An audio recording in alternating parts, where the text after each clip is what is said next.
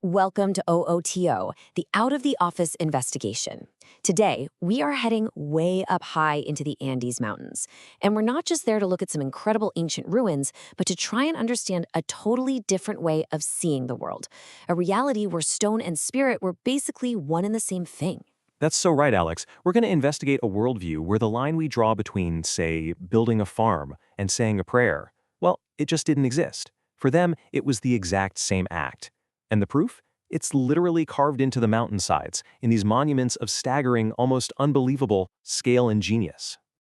You know, it's a question that just sort of echoes in your mind the first time you lay eyes on a place like Machu Picchu. It really feels like it defies logic. As the historian Paul Cooper puts it, you just can't help but wonder, how in the world did they build this? I mean, it is perched on this knife-edge ridge, almost 2,500 meters up, with these terrifyingly steep drops on every side. Oh, exactly. And it's not even just the altitude or the sheer cliffs. You have to remember, this is a region with heavy seismic activity, you've got torrential seasonal rains that cause massive landslides, and yet these structures have been standing there for over 500 years. So today, we're not just going to ask how they built it, but why they built it. And the answer? Well, it reveals that these fortresses in the clouds were so much more than just stone and mortar. So here's our plan. We're going to explore how their greatest feats of engineering were also their most profound prayers. It's a physical expression of a worldview where the land itself was actually alive. We're going to start by really getting into the core beliefs that shape this perspective, their whole concept of a breathing world. From there, we'll dig into this fundamental law of reciprocity, a principle they called Aini, which organized their entire society, from like the family all the way up to the cosmos. And then we'll see how that law was physically carved right into the mountains, shaping everything from their farms to their aqueducts, and ultimately stitching the earth and the sky together into one single sacred whole. All right, Ben. So to even begin to wrap our heads around this, we have to let go of a really fundamental modern assumption. This idea that the world around us is inert, that it's just a collection of resources for us to use. That is the whole key. For the people of the Andes, the world was never a resource to be exploited. It was a living, breathing, conscious thing filled with powerful spiritual beings. The rocks, the rivers, the mountains, they were all alive and they were all aware. And right at the very heart of this living world is Pachamama, or Mother Earth. And we have to be clear, she's not some distant, abstract god up in the sky. No, she is the very ground they walked on, the soil that grew their crops, the clay they used for their homes. She is the ultimate source of all life, all sustenance. Which means that worshiping her wasn't some abstract idea at all. It was a deeply practical matter of survival. You had to have a good relationship with her. Even today, you'll see people in the Andes making offerings. They call them pagos a la tierra, payments to the earth. They'll carefully bury things like coca leaves or grains, and they'll pour out libations of chicha beer or alcohol right into the ground as a way of saying thank you, a direct offering to make sure she stays fertile and generous. And watching over the feminine Pachamama were the great mountain spirits, the Apus. Every single one of those jagged, snow-capped peaks that you see dominating the horizon was considered a powerful, conscious, masculine being. They were the protectors, the guardians of all the people and animals living in the valleys below. And the Apus, this is key, were the source of water, the lifeblood that flowed from their glaciers and their springs. So the higher up a mountain you went, the closer you were to the divine, which made these peaks incredibly sacred spaces. They weren't just geography. They were deities you could actually see and touch. This whole living world was organized into 3 interconnected realms. They use the word pacha, which is so fascinating because it means both time and space at the same time. It's this concept of a completely unified reality. So you have the upper world, Hanan Pacha, which was the realm of the sun, the moon, the stars, all the celestial gods. And it's perfectly represented by the condor, which soars through the heavens and connects the earth to the sky. Then you have the middle world, Kai Pacha. That's our physical world, right here, the world of the living. It's represented by the puma, this powerful top predator of the Andes. And finally, you have the underworld, Uku Pacha. Now, this wasn't a hell, not a place of punishment, but the realm of the ancestors and the seeds, the very source of new life. And it was represented by the snake, a creature who moves between the earth and the underworld, symbolizing that deep connection between death and rebirth. Okay, so you've got these 3 interconnected realms, all of them alive and just filled with powerful spirits. Everything is connected, from the stars way up in the upper world to the ancestors deep in the underworld. But what governed these connections? What was the operating system for this entire cosmos? Well, it wasn't a king, and it wasn't a single all-powerful god. It was a principle, a fundamental law that powered their whole society and their entire relationship with the universe. You're listening to OOT with research by El Campesino. The engine of the Andean cosmos is this concept called Aini. It means sacred reciprocity. It's this core idea that the universe only functions through a constant, balanced, mutual exchange of energy. You give, and then you receive. You work for me, and I work for you. We give to the earth, and the earth gives back to us. And this wasn't just some nice social idea, like be kind to your neighbors. No. It was seen as a fundamental law of physics and spirituality, all rolled into one. If this balance of exchange was broken, the consequences would be absolutely dire. Crops would fail, communities would suffer, the entire cosmos would be thrown out of alignment. And it's a concept that's just so elegantly simple, and it's captured perfectly in this common Andean phrase. Today for you, tomorrow for me. It's this deep understanding that individual and collective survival, prosperity, and cosmic balance all depend on this continuous, reciprocal flow of energy and labor. Right. Nothing is a one-way street. You just can't take without giving back. And that applies whether you're taking from your neighbor or from Mother Earth herself. That idea is the absolute bedrock of their entire social and spiritual structure.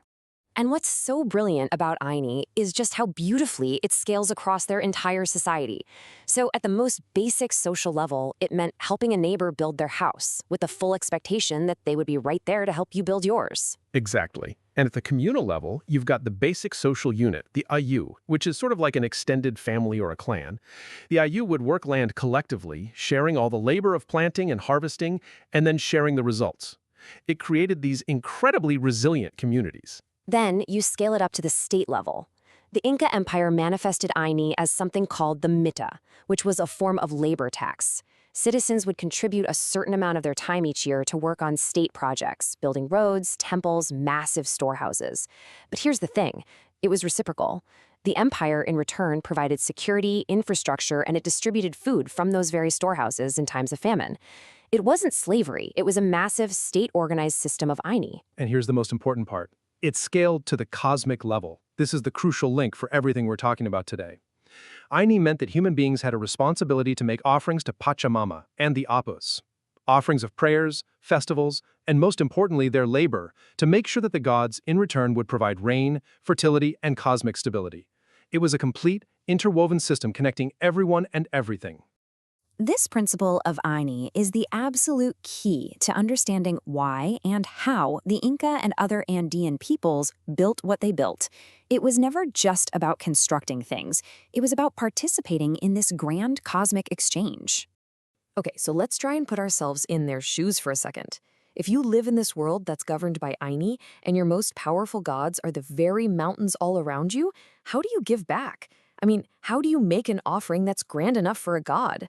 Well, you start by solving a totally impossible problem in an environment that, let's be honest, pretty much wants to kill you. With thin air, killing frosts, torrential rains, you figure out how to farm on a sheer rock face. You literally transform the mountain itself.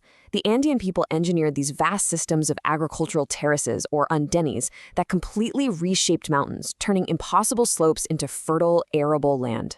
And this wasn't just them piling up dirt. This was an incredibly sophisticated system of landscape engineering. I mean, they were absolute masters of earthworks. Each terrace was built with layers, a base of coarse stones for drainage, then gravel, then sand, and then finally topped with this rich topsoil that they often carried up from the valleys far below. This created these level shelves that completely stopped the soil from just washing away in the heavy rains. But the real genius was in the stonework. The stone retaining walls would soak up that intense solar radiation all day long. And then, and this is the crucial part, they would slowly release that heat back out during the frigid mountain nights.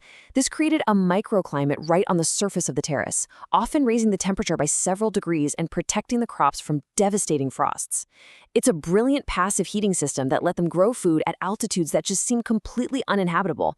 You're listening to OOTO with research by El Campesino. And you know, Alex, this wasn't just about subsistence farming. This was advanced bioengineering. The most stunning example is at this site called Moray. You see these breathtaking, concentric, circular terraces descending into the earth. They weren't for mass food production. Archaeologists now believe they were an Incan agricultural laboratory. A laboratory? You mean they were actually running experiments there? Exactly. It was a place where they could experiment and develop new varieties and hybrids of their staple crops. Things like potatoes, maize, quinoa. specifically adapted for the extreme challenges of high-altitude farming. They were actively domesticating not just the plants, but the landscape itself.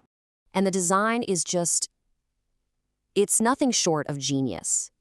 The depth, the design, the orientation of these circles created this whole series of distinct microclimates. Each descending terrace had a slightly different temperature and sun exposure.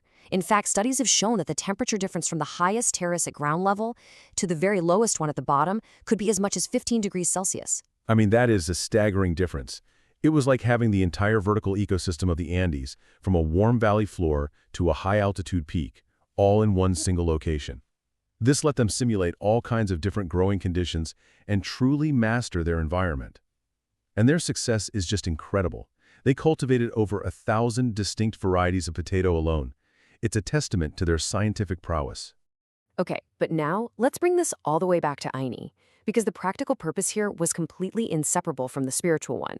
Functionally, yeah, of course, the terraces expanded their farmland, they controlled erosion, and they allowed them to survive and thrive. But spiritually, the very act of building these terraces was a physical offering to Pachamama. In their worldview, they saw it as literally clothing the bare mountains, as caring for the body of Mother Earth. By giving their immense labor to shape her and beautify her, they were ensuring she in return would be fertile and generous. It was the ultimate act of reciprocity written on a monumental scale. And we really shouldn't romanticize this at all. This was immense, backbreaking, and often very dangerous work. There's this cryptic but invaluable indigenous document called the Huarochiri Manuscript, written just after the Spanish conquest, and it captures this truth perfectly. It describes the ancient ancestors living miserably, scratching and digging the rock faces and ledges to make the terraced fields. It's such a powerful line because it grounds this monumental achievement in human reality. This was not easy. It was a colossal, multi-generational effort. It was a sacrifice of human energy, of sweat, and sometimes of life, given directly back to the land in a massive act of cosmic Aini. So just as they carved a living skin of terraces onto the body of Pachamama, they also had to engineer veins to carry her lifeblood. And up in the arid highlands of the Andes, that lifeblood is, without any doubt, water. In the Andes, water is life itself, and it flows from the most sacred places imaginable, the glaciers high on the peaks of the Apus. They actually believed the ice was the frozen tears or even the saliva of the mountain gods. So controlling that water was a matter of survival, sure, but it was also a profound sacred duty. And this is another one of those areas where our modern secular view of infrastructure just completely misses the point. You know, we see an aqueduct as a piece of civil engineering for moving water. It's about physics and gravity. But for them, an aqueduct was a sacred channel. They saw these stone-lined canals as the veins of the earth, designed specifically to carry the lifeblood, the very spiritual essence of the Apus, down from the heavens to nourish the world of humans. That perspective changes everything, doesn't it? The act of quarrying stone and lining a channel and calculating the precise gradient for water to flow, all of that becomes a holy act. You aren't just moving H2O.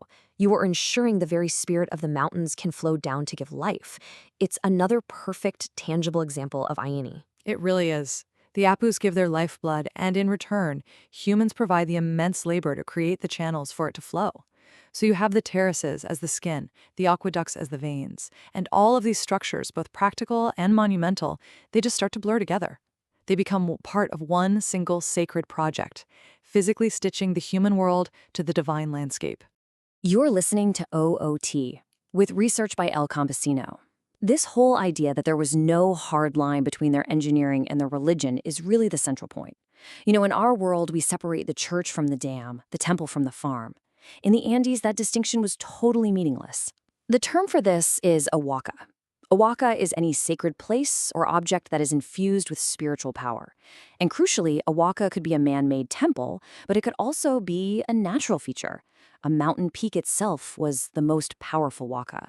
But so was a spring where water emerged from the earth, or even a uniquely shaped or colored rock.